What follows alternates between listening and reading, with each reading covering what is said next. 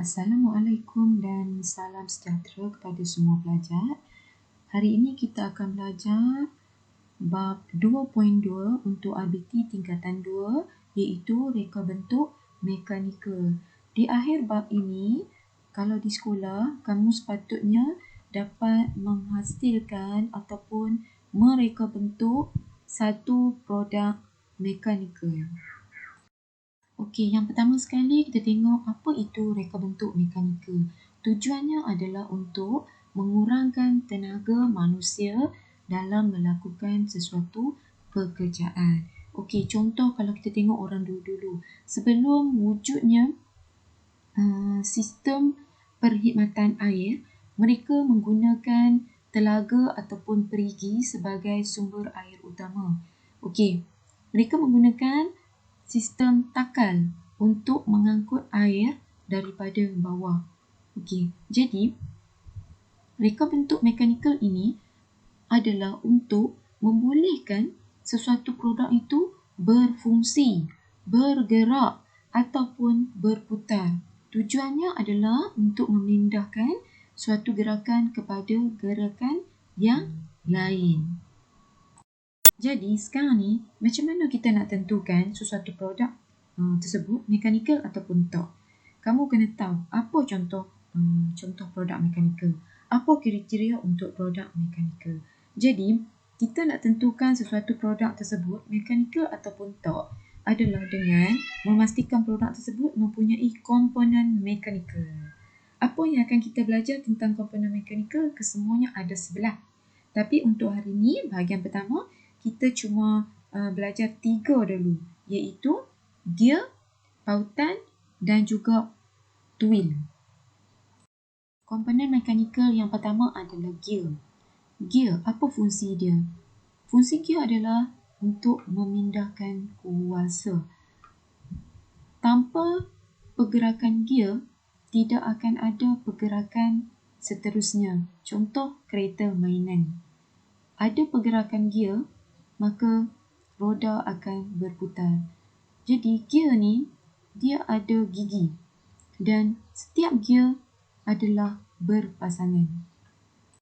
Gear ada 10 kesemuanya yang mana setiap gear ini mempunyai fungsi yang berbeza antara satu dengan yang lain.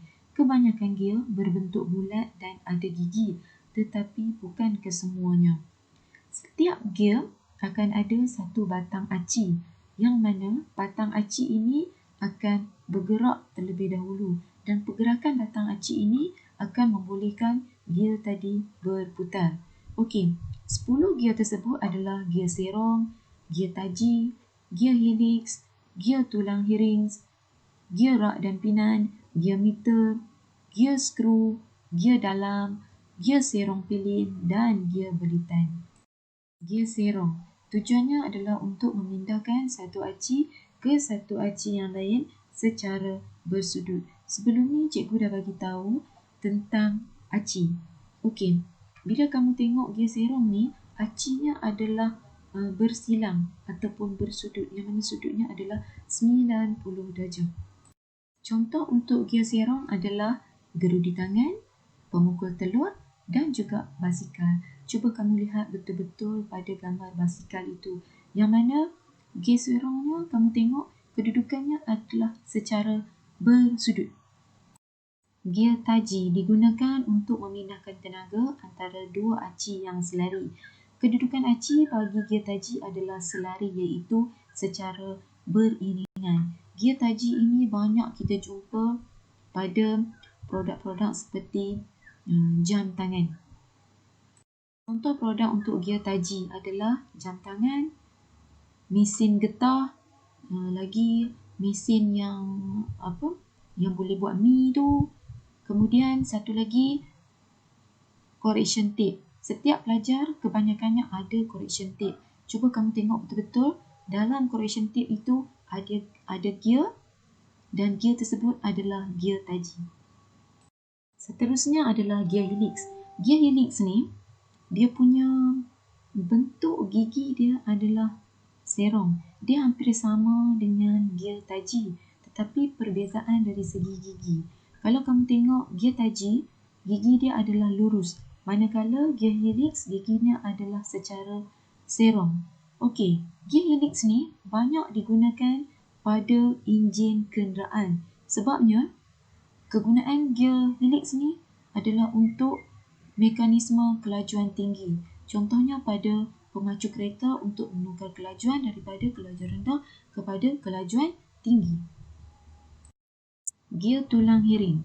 Gear tulang hiring adalah gabungan dua gear helix yang diletakkan secara menyebelah. Jadi, gear tulang hiring ni dia sedikit lebar lah. Dan gear tulang hiring ni banyak digunakan dalam enjin-enjin kenderaan seperti jentera. Seterusnya adalah gear rak dan pinan. Gear ini berfungsi atas prinsip pergerakan pinan dalam bentuk putaran ditukarkan ke rak yang bergerak secara linear. Yang berbentuk bulat adalah pinan dan yang panjang lurus tersebut adalah rak. Pergerakan pinan iaitu putaran pinan akan membolehkan gear rak tadi bergerak secara lurus sama ada ke depan ataupun ke belakang. Kamu boleh tonton video yang cikgu sertakan. Contoh untuk gear rak dan pinan adalah pergerakan pada pintu pagar automatik. Okey, jadi kamu dapat lihat contoh produk ataupun alatan yang menggunakan gear rak dan pinan, iaitu pintu pagar, pintu pejabat ataupun pintu pasaraya secara automatik. Yang keenam adalah gear meter. Gear ini berfungsi untuk menukarkan arah transmisi ataupun arah pergerakan. Gear meter adalah kumpulan gear serong di mana berlakunya pertukaran aci ataupun paksi secara bersilang. Apa perbezaan gear meter dan gear serong? Kalau kamu perhatikan betul-betul, gear serong dia punya giginya lebih halus dan nipis. Tetapi bagi gear meter ini, giginya lebih besar dan lebar yang mana membolehkan komponen gear meter ini bergerak lebih jauh dan lebih lama. Yang ketujuh adalah gear screw. Gear screw ni adalah dari kumpulan gear helix dan dia juga dipanggil sebagai gear helix bersilang. Rupanya macam gear helix tetapi dia lebih kecil dan comel. Di mana digunakan gear screw ini? Gear screw juga digunakan di dalam komponen enjin kenderaan. Seterusnya adalah gear dalam. Gear dalam adalah gear dengan gigi dipotong di permukaan dalaman silinder. Gear dalam ini agak berbeza dengan gear-gear lain yang mana ada satu gear besar, di dalamnya ada gigi dan ditempatkan gear-gear di dalam gigi tersebut. Yang kesembilan adalah gear serong pilin. Okey, satu lagi kategori gear serong. Okey, kenapa kita panggil dia kategori gear serong? Sebabnya rupanya seperti gear serong yang mempunyai aci secara bersudut. Perbezaan gear ini dengan gear serong dan juga gear meter adalah dari segi rupa giginya. Kalau gear serong dan juga gear meter, giginya adalah secara lurus. Tetapi bagi gear ini, giginya adalah menyerong mengikut gigi bagi gear helix. Jadi kita panggil gear ini adalah gear serong pilin. Yang terakhir adalah gear belitan. Gear ini berfungsi mengurangkan kelajuan dan memindahkan tenaga putaran aci pada sudut tertentu. Kalau gear yang menambahkan kelajuan adalah gear helix, tapi mengurangkan kelajuan adalah gear belitan. Okey, sekarang mari kita tengok contoh penggunaan gear belitan iaitu pada spana boleh laras. Okey, tadi dah habis satu komponen mekanikal iaitu gear. Sekarang ni kita masuk komponen mekanikal yang kedua iaitu pautan.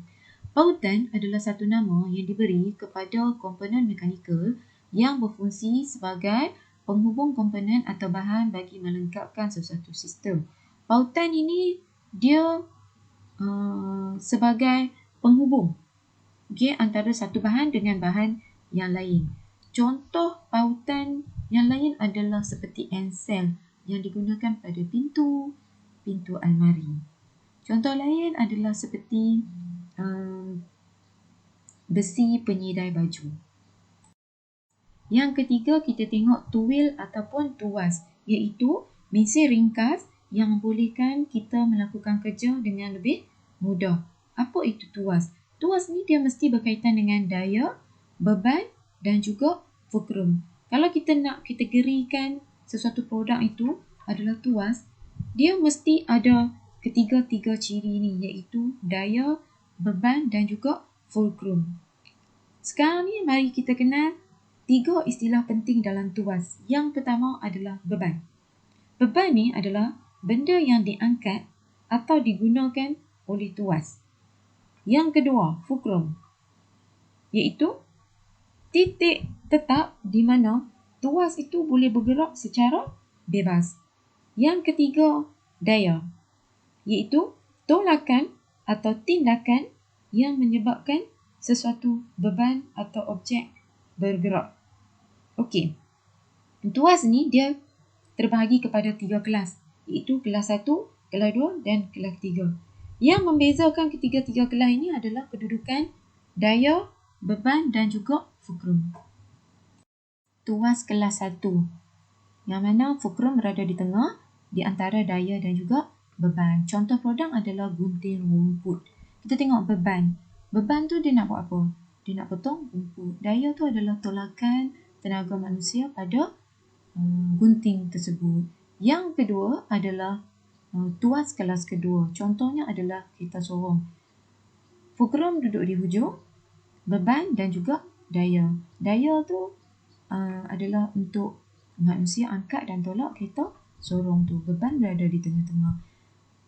Seterusnya, gambar yang ketiga adalah tuas yang kelas 3, iaitu fulcrum, daya dan juga beban. Contohnya adalah stapler. Sekian dulu PTPC untuk komponen mekanikal bahagian pertama ni. Yang mana hari ini kita dah belajar 3 komponen, iaitu gear, pautan dan juga tuil. Gear ada 10, gear serong, gear taji, gear helix, gear tulang hiring, gear rak dan pinan, gear meter, gear skru, gear dalam, gear serong pilin dan gear belitan. Jadi selepas video ni, cikgu susulkan dengan latihan. Jadi tolong jawab latihan tu dan send kat cikgu. Sekian.